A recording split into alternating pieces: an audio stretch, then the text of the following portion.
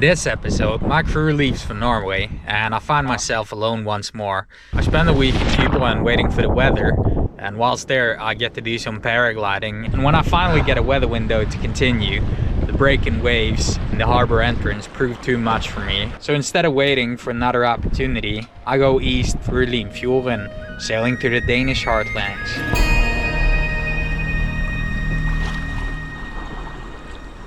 We thought this would be a mostly empty fishing harbor, but it turns out it's not. So we've become quite a tourist attraction. So welcome into the local zoo, aka the menagerie.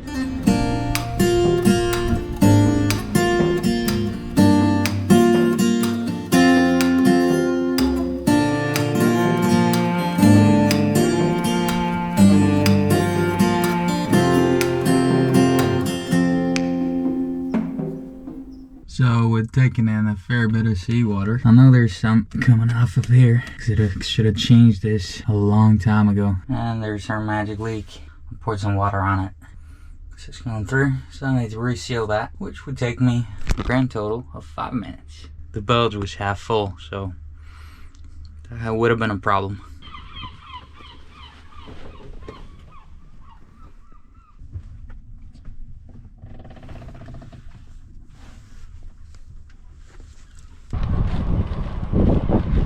Pakkhjæsel. Ja, han var litt tyngre enn jeg trodde. Ja. Så det ikke var mening, for jeg tok samme med meg til båten. Nå var han ikke så tung. Nei, nå var det nedoverbakke. Ja, men nå er det ikke akkurat oppoverbakke heller. Ja, så det var flaks for meg som bare en sånn som ikke være med. Hallo? Kjeft da, skal du være med lillebror? Grønland? Ja. Da blir det sel på deg. So the boys left for Norway today. It's kind of sad. Jørgen had to go back to his farm, but he's taken over. And Frick had sort of an emergency he had to take care of, which means I'm all by myself once more. I was planning on leaving today, but there's thunder coming in, or a cold front. It's getting pretty dark all around. I've had my go with that. You don't really have coats or anything you can cover behind here. So I'm gonna wait it out a couple of more days. I'll probably go fly my paraglider tomorrow.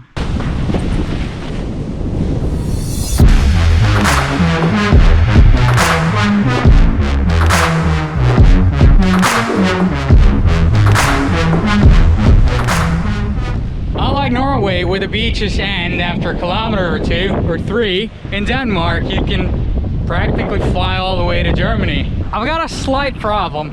The wind's coming a bit from the southwest.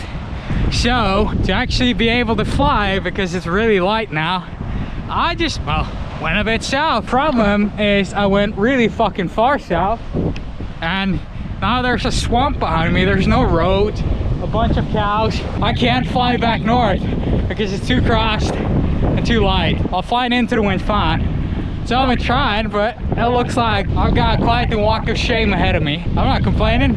I've been flying for an hour. An hour is 60 kilometers an hour. That's pretty far. Oh, yeah. I left Thyborøn after 4 days, 5 nights. Now I've got a headwind and there's thunder shells all around. So I was supposed to get off a couple hours earlier. Problem is my chart app that I use for Denmark crashed. So now I gotta make a choice. I can try to run the gas outboard full out for 5 hours and hope I get to Torsminde, which is the next harbor, or I can go back, weather it out. It looks like it'll be nice on Saturday. Honestly, I think it's a more sensible thing to do, even though I want to get south across Biscay as soon as possible. It's time to get my knee charts. Got my chart plotter here, and I bought an avionics because then I could have Germany to the Canary Islands. That seems about right.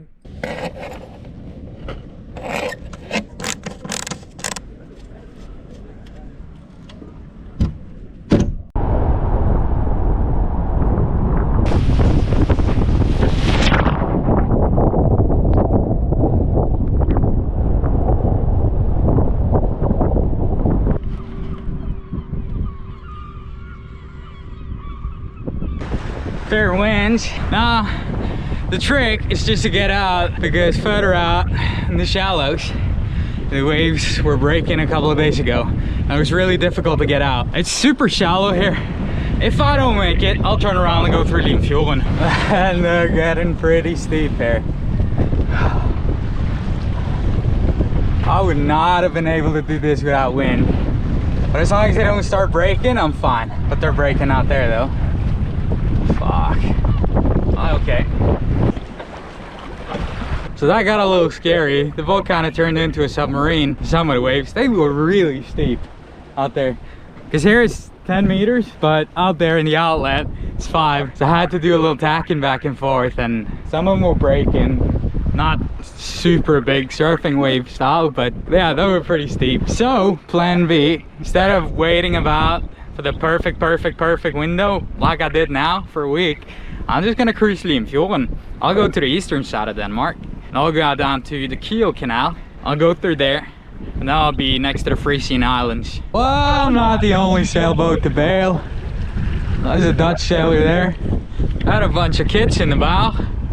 Or maybe they just turned back because one of them fell off. Don't stray from the path. It's really shallow, so I gotta follow these markers. But kind of difficult to do with a straight head wind. The current is really strong here, so I'm barely doing a knot. I've checked the charts, and it's supposed to be low tide now, going the other way. So I've got no idea what's happening. There aren't that many rivers. This feels so weird. I'm going that way and I can't bomb straight across. I'm gonna follow this channel down here, which is very narrow by the end of it. And now I got the mainsail up. So the thing now is just to stay in control. Speed over ground is 2.8 knots.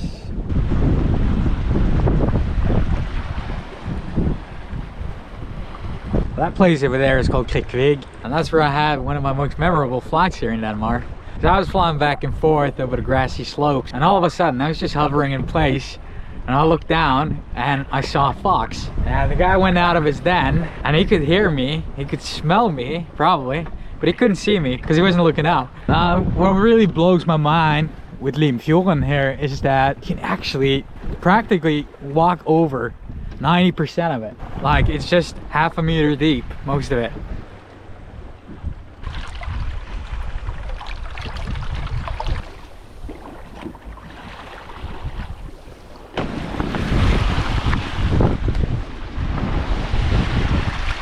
So I'm there in the end of the fjord here. Sorry, Denmark, feels more like a lake, but pretty nonetheless. My problem now is that since this route was a bit ad hoc, I didn't realize that the bridge is 4 meters tall. So apparently it's a drawbridge, and that's not a problem. Saturday today, so they'll take it up according to this timetable. Problem is that in 25 minutes, I'll go up for the last time. And I can't really anchor here because the wind's gonna be shit. Not terribly optimistic. I'll be super exposed here in the morning with the winds gusting. If I'm super lucky, there's a cool old guy there that'll open it for me, since it wasn't open when it was supposed to because there weren't any boats. So fingers crossed. And they fucking did it. Thank you so much. Oh.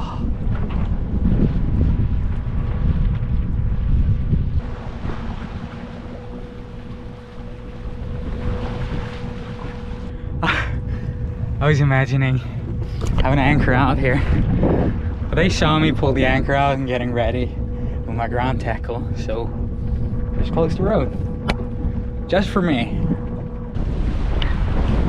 Looks like I'll actually get there before dark. The wind's stronger than forecasted out.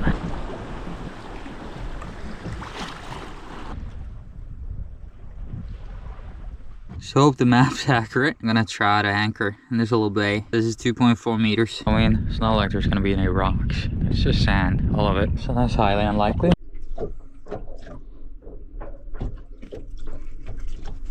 New day. Sure is windy today.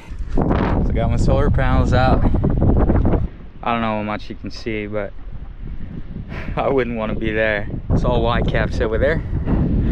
But from here, super shallow, sheltered. Just running a little experiment here. I noticed online that they're selling these mini sails to put on your backstay to keep the boat heading into the wind when you're anchored. But I figured I got a storm jib, so I just jerry-rigged it here towards the mast, tied it off in the bottom, and it actually works, except for the fact that the wind is changing direction every 5 minutes, so it doesn't really help.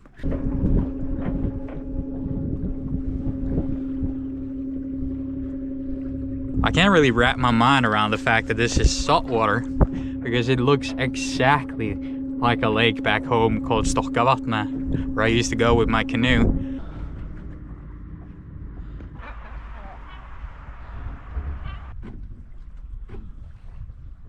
So trying to round this little corner here. I'm gonna go down here, try to anchor either here or over there. This is probably invisible to you guys, but the night sky is amazing right now. So I'm here, I threw the anchor out, and I got my lantern that I use in the bunker.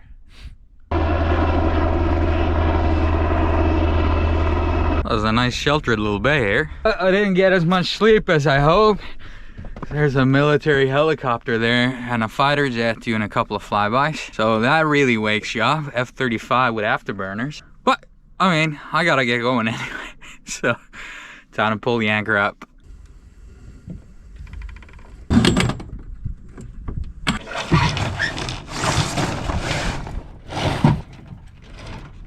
That's gotta be the shortest ferry lane I've ever seen. So it's slugging along at one now. It's actually difficult to get past it, but I managed. There's one guilty pleasure today. Super flat water, not a lot of wind, a ton of boats. So in Norway, sailing a boat under 8 meters, you get a fine if you don't wear a life jacket. If it's above 8 meters, you can be in the North Sea in 8-meter waves, doesn't matter. This is ridiculous because most drownings is people that drink alcohol. So now, in Denmark, however, you only need to bring a life jacket, you don't have to wear it. So I'm not wearing one, just because I can. Not like I'm gonna run on deck without it. I'm in the lee of that little island, heading out wind, blasting around at 4 knots. Just trying to clear a little cape over here. Oh man, what a day. This is just fantastic. Starting to see the buoys over there. So I'm closing in on a channel. Phone's out of power. Super convenient as I'm about to enter a new harbor that I've never seen before. But fingers crossed. So it's packed full. And that's not for me. Plus, judging by the sea state already at 5 or 6 meters a second, it's gonna be 8 or 9 tomorrow. I wouldn't be able to get out. Oh, I got the map again. That kind of helps. Oh man, just look at that lovely ridge. It's probably 20-30 meters tall. That would have been sick for paragliding. Unfortunately, there's a road beneath it. According to the timetable, the bridge will open 15 minutes past.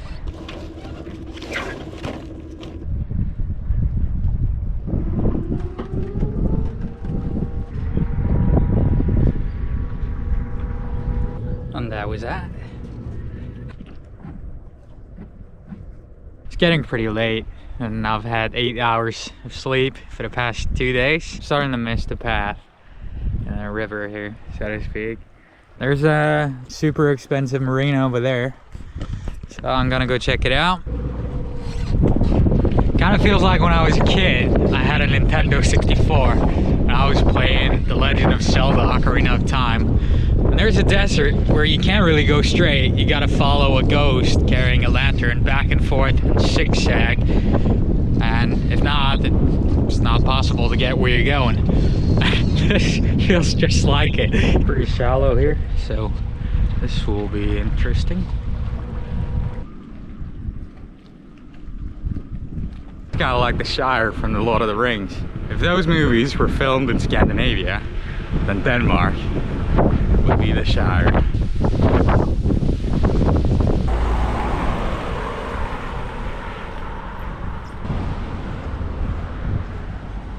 I got my backpack full of groceries.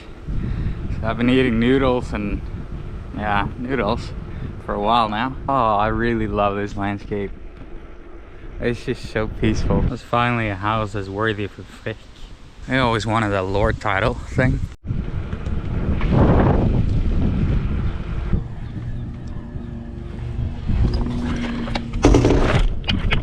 So, I'm back. I put on some laundry before I left, but the problem was when I touched the washing machine, I got electrocuted. So I had another guy do it for me, and he also got electrocuted, but he works here, so. Oh man. I did warn him. Here we go.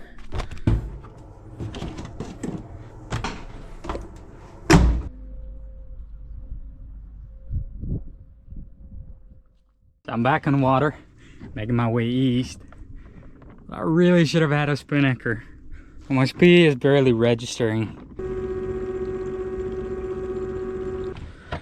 Yeah, so between the jellyfish and the seaweed, it's starting to become a problem here. I don't really like sticking my hand down into all that, but you know, the engine's struggling.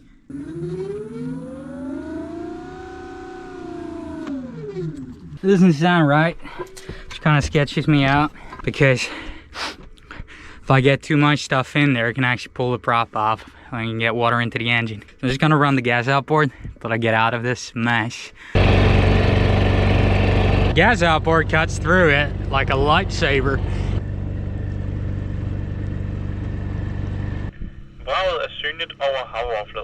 Finally closing out to Copenhagen to get the radio transmissions in. Well, that was a cheerful half an hour of entertainment.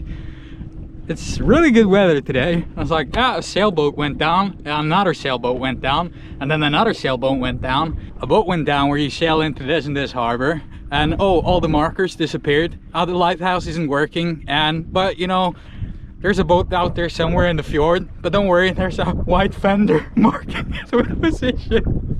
It's full carnage. I hope it's for the full week, because if all that happened today, then man, I'm scared.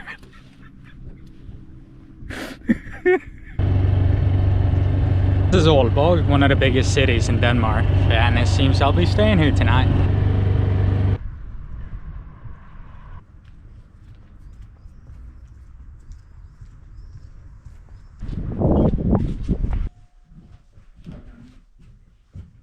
I finally found what I've been looking for 2 weeks now, namely courtesy flags.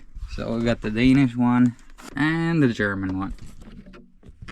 So I couldn't get any pre-made gear for putting the courtesy flags up, so I'm gonna improvise. I got a couple of wire clamps here, strips, and duct tape.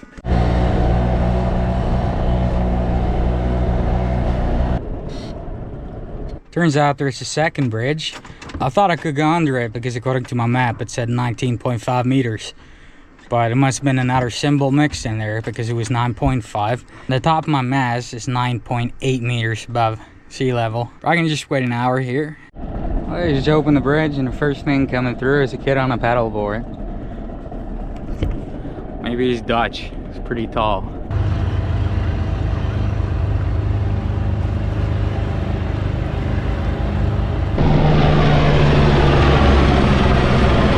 That's a coal plant, if I ever saw one. It's pretty cool because it doesn't seem to be running. But all these wind turbines are though. So the wind's picked up quite a bit, which sucks because it's slowing me down. And the gas outboard is a short shaft one, so the waves are tiny, but they're a little steep, so get the prop out of the water.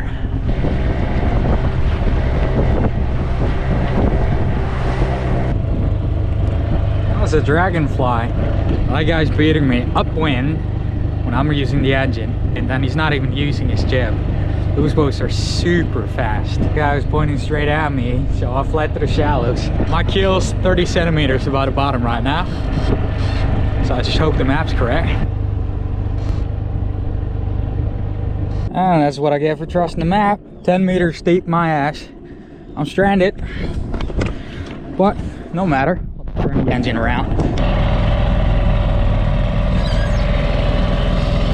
And it's working. I just gotta wait for that guy to pass me. So that's the reason I went into the shallows. Worked last time. Man, that's the most comfortable grounding at 3 knots that I've ever experienced. It's just a soft thud. And then turn the engine off. No worries. There goes my plan of bragging that I made my way through Denmark without grounding a single time. Because a friend of mine named Olaf grounded his boat probably 40, 50 times going through here. But he didn't have a map, so can't really blame him. And I'm done with Limfjorden. That's Kattegat over there.